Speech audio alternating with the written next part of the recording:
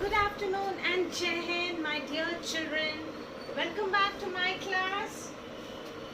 So, in my last video, I think we just initiated this new topic, right? I remember I was talking about the learning objectives of this beautiful and equally important topic, active voice and passive voice. It's not a big deal. I'll just try to simplify it as much as possible. Okay, so when we talk about this active voice and passive voice, basically what do we talk about? We talk about the nature of sentence. Now, how? You see, I have written here a very simple example. She wrote a letter.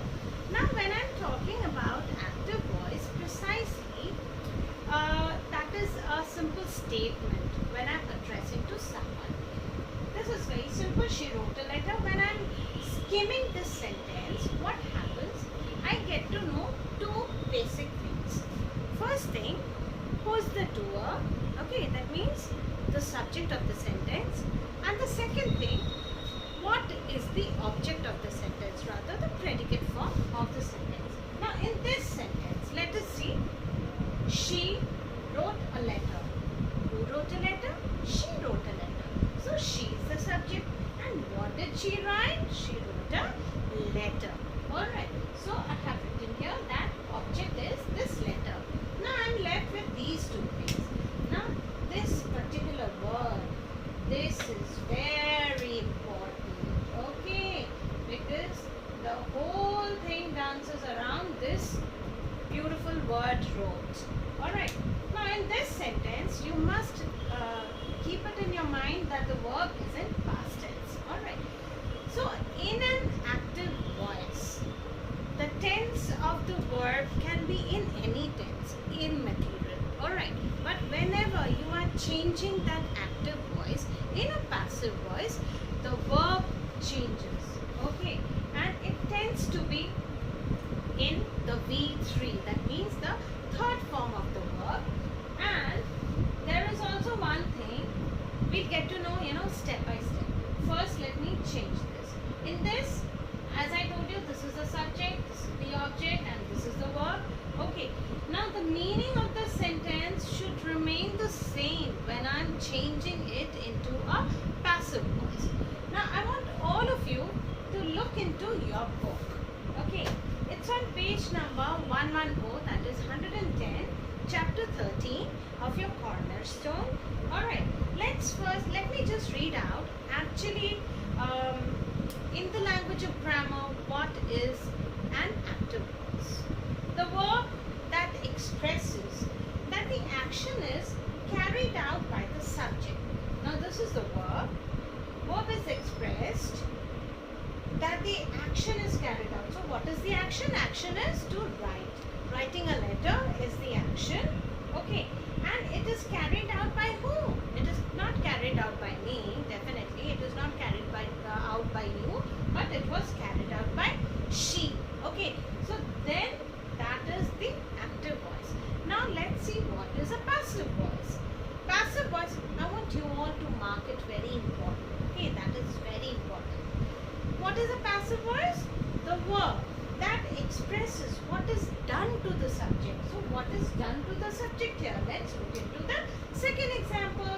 Now if I look into these two examples, children, remember the meaning is not changing at all. The meaning is remaining the same. And what is it done? The only thing which is done here is that the verb has been changed into the third form, that is the V3 form, and the V3 form of write is what? It is written. Very good. I know my children are very smart. Okay. Now another thing. Oh, this is very, very, very, very, very, very, very important. Okay, why? Because whenever I'm talking about anything turning into a passive voice, one thing we all have to remember, rather I would say the second thing to remember, that before the V3, you will always have,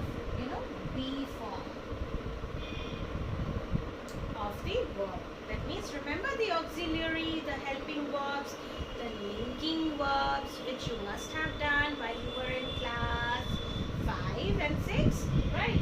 So this verb, this V3 verb will always be preceded by the be form.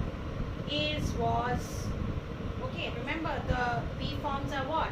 Is, am, are, then was and were. Okay, and definitely when I'm talking about passive voice, we are not talking about any is, are. Okay, we will be talking about only was and were. Alright, so let's proceed further. Yes, so this is the passive voice. Now here we'll be using this be form of the verb, and then after the be form the V3 will come. Okay, after the be form of the verb V3 will come, the object will come in the front, and the doer, that means the subject, will come towards the end, and definitely she will be replaced by her. Supposing if this would have been he, then here it would be him. Okay, if this would have been they, then this would be them. Right? Clear? Shall I write it? I think it's better if I write.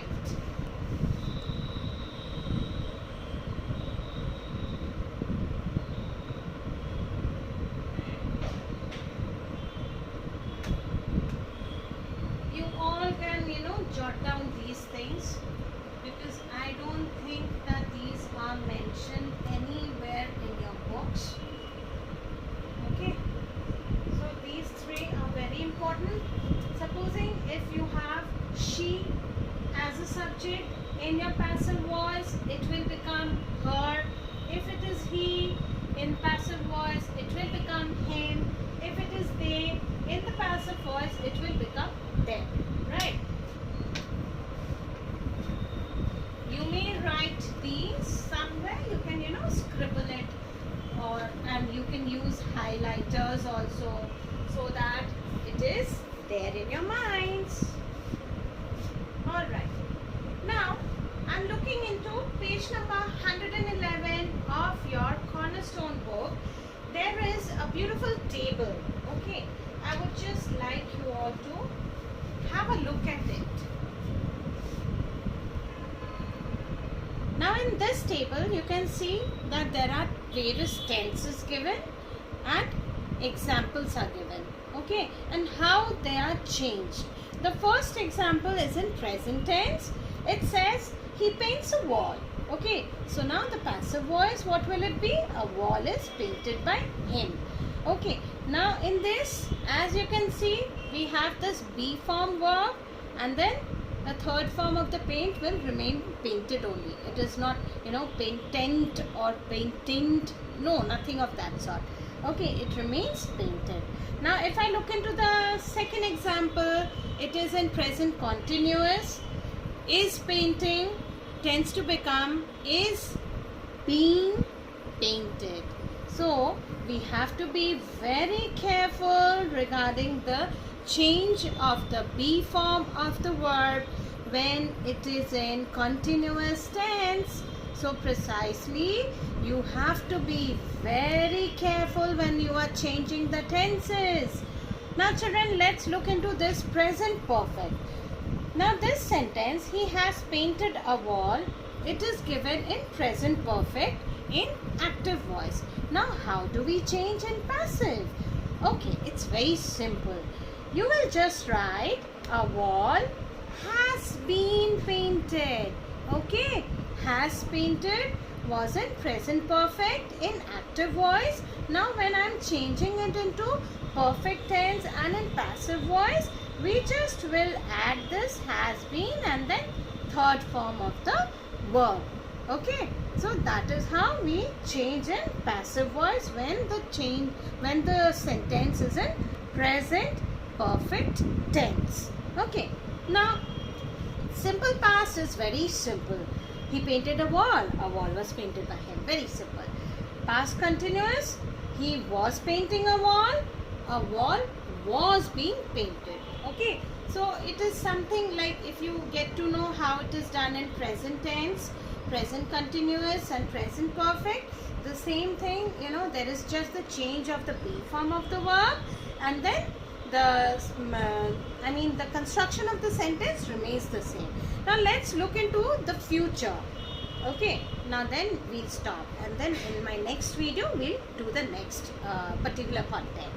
So let's just do this. He will paint a wall. That is the simple future tense. Now when I'm changing this into passive voice, it will be a wall will be painted. So this addition of be should be remembered. We cannot tend to forget this. Okay, if you will just write a wall will painted by him, then straight away 0, moti chur ka laddu. Okay, and a very sad face along with that. So don't do that. Now when I am talking about future continuous, he will be painting a wall, so that remains the same. Okay, generally we don't have passive voice when the active voice is in future continuous. Okay, future perfect, he will have painted a wall, so this will be a wall will. Now here simple addition, just the addition of been will be there. So a wall will have been painted by him. Okay, so just go through these examples. It has been simplified in a very child friendly manner, and I hope you all will understand. Okay, because we have done tenses and we have done a lot of practice in tenses too. Okay, those who have not paid attention in tenses, please go back and have a recap and brush up with your tenses, and then start with the active voice and passive voice. There is a simple exercise after this. I want you all to do it. Okay, and then we'll meet again